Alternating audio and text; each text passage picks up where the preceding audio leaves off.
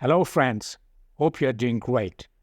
In our previous session, we discussed about the play Merchant of Venice and highlighted about the main characters of the play, their profession, performance, activities, so on, so forth. Today I am going to summarize about the entire play at length. So let's get started. Antonio, a Venetian merchant, complains to his friends about his deep sadness that he cannot explain. His friend Bassanio is desperately in need of money to court Portia, a wealthy heiress who lives in the city of Belmont.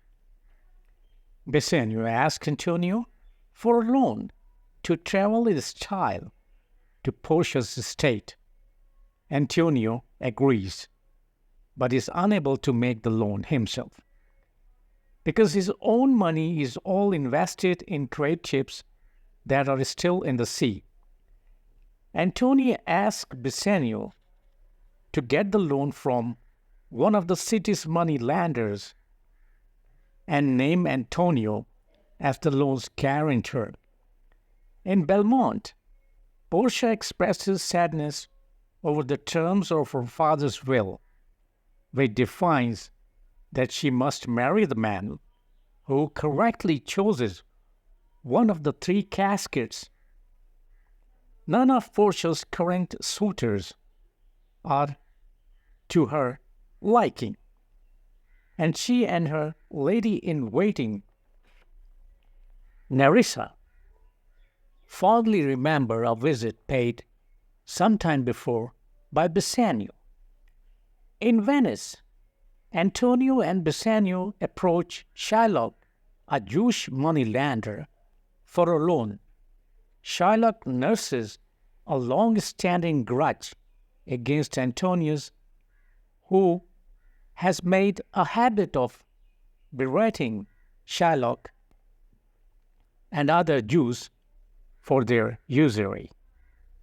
The practice of loaning money at a very high rate of interest, and who undermines their business by offering interest-free loans. Although Antonio refuses to apologize for his behavior, Shylock acts agreeably and offers to lend Bassanio 3,000 ducats with no interest. Shylock adds, however, that should the loan go unpaid, Shylock will be entitled to a pound of Antonio's own flesh. Despite Bassanio's warnings, Antonio agrees. In Shylock's own household, his servant, Lancelot, decides to leave Shylock's service to work for Bassanio, and Shylock's daughter Jessica schemes to elope with Antonio's friend Lorenzo.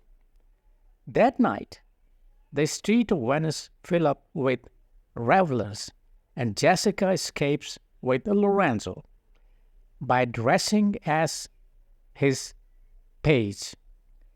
After a night of celebration, Bassanio and his friend Gaetano leave for Belmont, where Bassanio intends to win Portia's hand. In Belmont, Portia welcomes the Prince of Morocco, who has come in an attempt to choose the right casket to marry her. The prince studies the inscriptions on the three caskets and chooses the gold one, which proves to be an incorrect choice in Venice.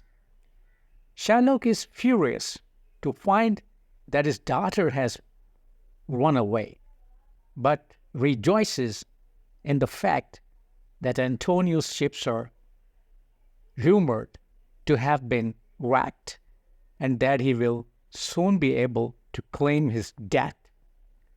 In Belmont, the Prince of Aragon also visits Portia He too studies the caskets carefully, but he picks the silver one, which is also incorrect.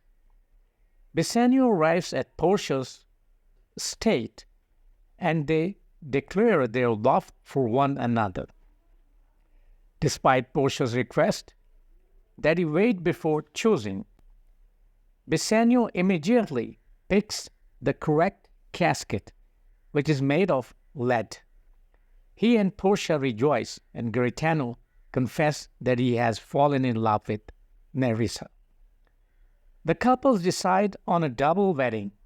Portia gives Bassanio a ring as a token of love and makes him swear that under no circumstances will he part with it.